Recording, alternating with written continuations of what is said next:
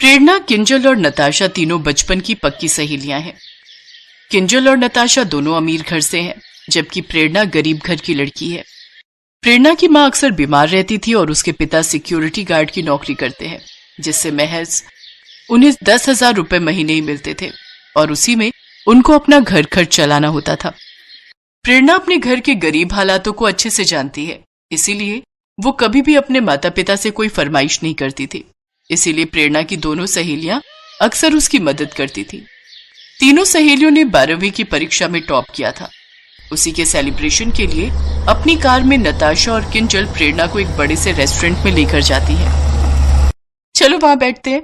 पता है प्रेरणा, इस रेस्टोरेंट के समोसे बहुत फेमस है। इसकी खट्टी और मीठी चटनी भी बड़ी यम्मी है, इसीलिए हम तुझे यहाँ लाए हैं। तुझे समोसे बहुत पसंद है ना, इसीलिए। प्रेरणा को समोसे खाना बहुत ही पसंद था, इसीलिए अक्सर किंजल और नताशा अपने पैसों से उसे समोसे खिलाती थी। कुछ ही देर में ऑर्डर उनकी टेबल पर आ जाता है और प्रेरणा बेधड़क होकर वो समोसे खाने लगती है। वाह यार, ये समोसे तो बहुत ही तीखे और कुरकुरे हैं। सचमुच इसकी चटनी का भी जवाब नहीं। खाकर तो मजा ही आ गया।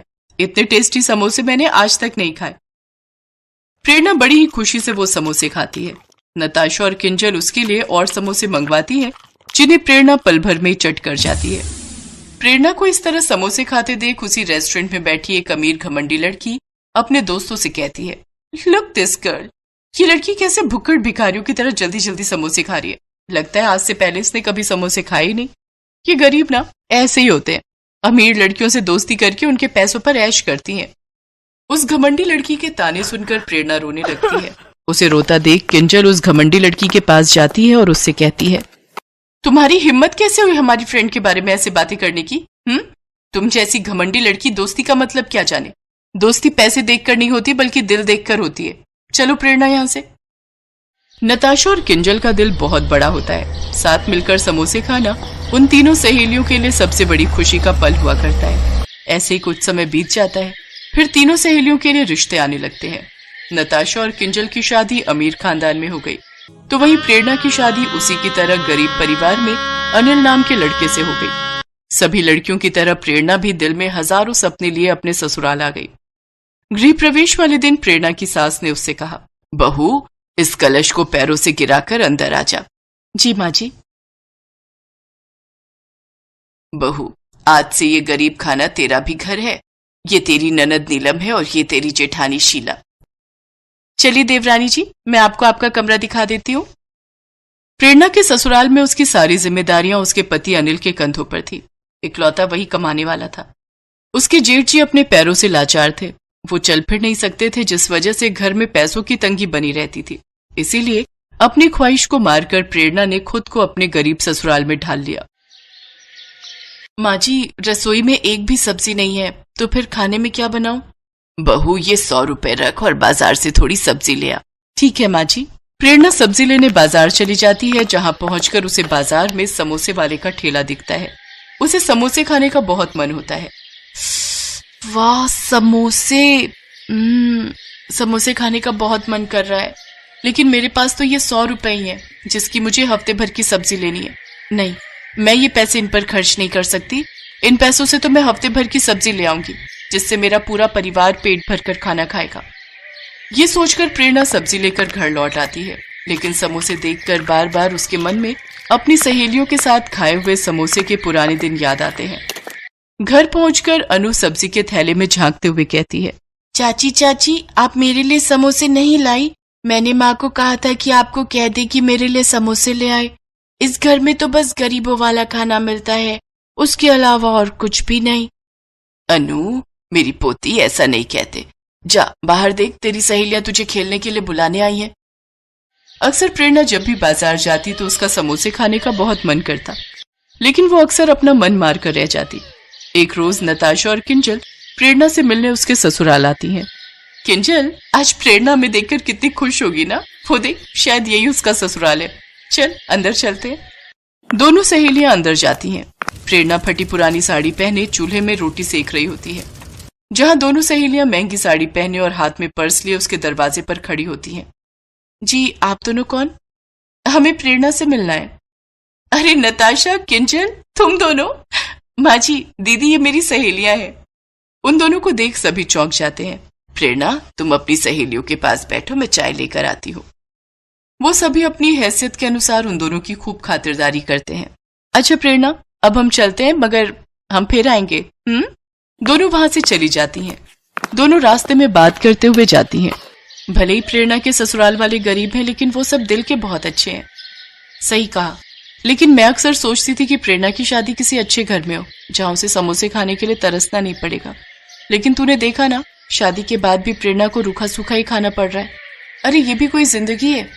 उसने शादी से पहले भी गरीबी देखी और अब शादी के बाद भी उसे समोसे खाने के लिए भी तरसना पड़ रहा है। क्यों ना हम समोसे लेकर उसके ससुराल चले, वो बहुत खुश होगी। तूने बिल्कुल सही कहा। 3 दिन बाद वो दोनों बहुत सारे समोसे लेकर प्रेरणा के घर आती हैं। तुम दोनों, और ये इतना सब तुम क्या लाई हो? इसमें हमारी प्यारी सहेली के मनपसंद समोसे हैं।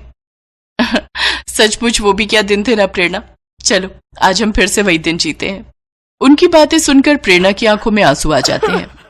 आज फिर तुम दोनों ने मिलकर मुझे बहुत बड़ी खुशी दी है। तुम दोनों सच में बहुत अच्छी हो। एक खुशी अभी और बाकी है। ये ले, ये पैसे तू रख ले और अपना खुद का काम स्टार्ट कर। वैसे भी तू बहुत अच्छा खाना बनाती है।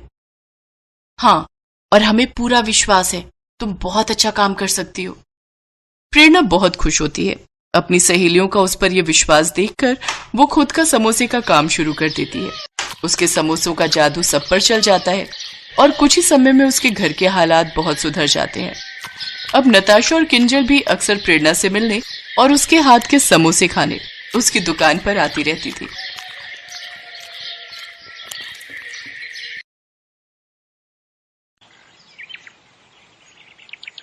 अरे वो देखो, मानव भैया आ गए। मानव भैया? ये तो वही है ना जो बड़ा आदमी बनने शहर गए थे कई साल पहले।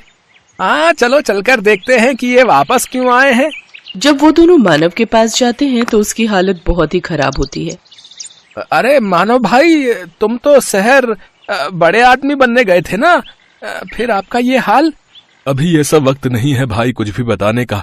हम शहर से 300 किलोमीटर पैदल चलकर आए हैं और हम सब कई दिनों से भूखे हैं। अगर हो सके तो हमें राशन पानी कुछ दिन के लिए उधार दे दो भैया। तुम अपने घर जाओ और आराम करो मानव भाई। और रही खाने की बात, तो मैं गांव के मुखिया को बोल देता हूँ, वो कुछ दिनों का राशन पानी तुम्हारे घर भिजवा देंगे। आपका बहुत बहुत शुक्रिया किशोर भाई। मुखिया उनके घर 1 महीने का राशन पानी भिजवा देता है। सुनिए जी, आखिर कब तक हम इन गांव वालों से छुपा कर रखेंगे कि हम शहर से भागकर क्यों आए हैं? तो हम इन गांव वालों से क्या कहते कि शहर में रहकर हम पर इतना कर्जा हो गया और वो चुका न पाने की वजह से हम गांव वापस आए हैं। फिर तो ये हमें जो राशन पानी मिला है वो भी नहीं मिलता। ये तो आप ठीक कह रहे हैं जी। देखो रमा, जो किस्मत में लिखा है उसे कोई नहीं टाल सकता। चलो आप सो जाओ, रात बहुत हो गई है। मैं कल ही मुखिया से मिलकर काम की कोई बात करता हूँ। अगले दिन मानव मुखिया से मिलता है और अपने बेरोजगार होने की समस्या बताता है। देखो मानव, तुम इस गांव के बेटे हो और अब तुम इसी गांव में रहकर अपना कोई काम शुरू करो। आपने बिल्कुल सही कहा मुखिया जी। वैसे मैं शहर में सारा दिन ऑटो रिक्शा चलाता था और शाम को रमा और मैं पानी पूरी का ठेला लगाते थे। तो मैं सोच रहा हूँ कि क्यों ना मैं इस गांव में भी पानी पूरी बनाकर बेचूं। हाँ हाँ, ये तो बहुत ही अच्छा ख्याल है। वैसे भी अपने गांव में एक भी पानी पूरी वाला नहीं है। अपना खेत गिरवी रखकर मानव और रमा ने पानी पूरी का ठेला खोल लिया।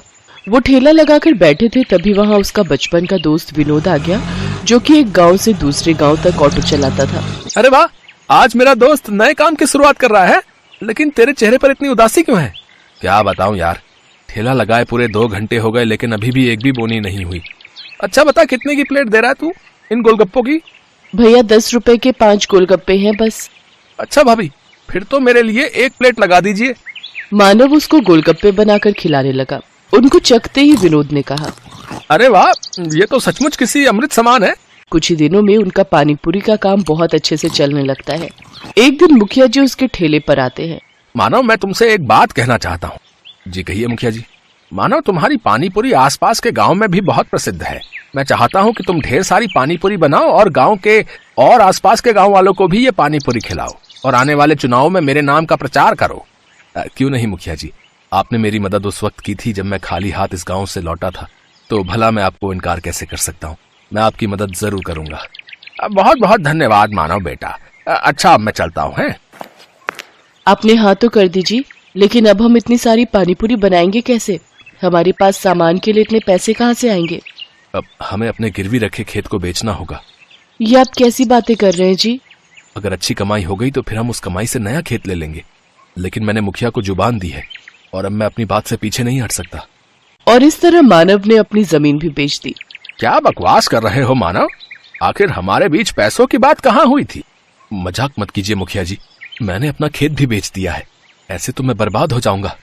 चुपचाप जाता है या धक्के मारकर निकालूं यहाँ से? दुखी होकर मानव घर पहुंचता है और रमा को सारी बात बताता है। अब तो हम लोग भूखे मर जाएंगे जी, जो बचा खुचा था वो भी हमने बेच दिया। मानव और मुखिया के झगड़े का पता सारे गांव में लग जाता है और अब कोई भी मानव के ठेले पर पानीपुरी खाने नहीं आता। एक रोज विनोद मानव के घर आता है और कहता है, मानो मैं कुछ दिनों के लिए किसी काम से शहर जा रहा हूँ, तब तक मैं अपना ये ऑटो रिक्शा यहीं छोड़कर जा रहा हूँ। इस गांव में इकलौते तुम ही हो जो ऑटो चलाना जानते हो। जब तक मैं वापस नहीं आ जाता तुम इसे अपने ही पास रखो। अगर तुम्हें कोई परेशानी ना हो तो क्या मैं कुछ दिनों के लिए तुम्हारे इस ऑटो का इस्तेमाल कर सकता हूँ भैया? हाँ हाँ क्यों नहीं, अरे ये भी कोई पूछने की बात है? इतना कहकर विनोद वहां से चला जाता है।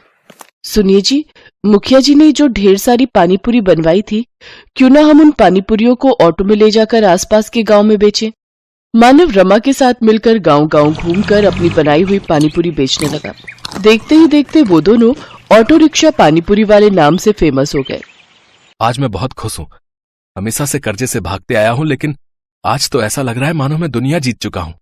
कुछ दिन बाद विनोद एक नया ऑटो लेकर गांव पहुंचा। अरे वाह विनोद, नया ऑटो? लेकिन तेरे पास तो पहले से ही ऑटो है ना, फिर ये किस लिए? अरे वो ऑटो अब पुराना हो चुका है यार, और मैं उसे बेचने की भी सोच रहा हूँ। मैं अब एक गांव से दूसरे गांव की सवारियां छोड़ने की बजाय गांव से शहर तक की सवारियों को छोड़ूंगा। अगर आप बुरा ना मानो विनोद भाई, तो क्या ये ऑटो हमें बेच सकते हो? अरे ये भी कोई पूछने की बात है? आज से ये ऑटो आपका हुआ है। तेरी बड़ी मेहरबानी मेरे दोस्त। ये ले, ये तेरे ऑटो रिक्शा के पैसे पकड़। रमा और मानव तो ऑटो पाकर बहुत खुश थे। अब वो दोनों सारा दिन एक गांव से दूसरे गांव घूम घूम कर पानीपुरी बेचा करते थे और लोग बड़ी आस लगाकर उनकी पानीपुरी के इंतजार में बैठा करते थे। उनका व्यापार अब बहुत अच्छा चलने लगा और उन्हें अच्छी आमदनी होने लगी।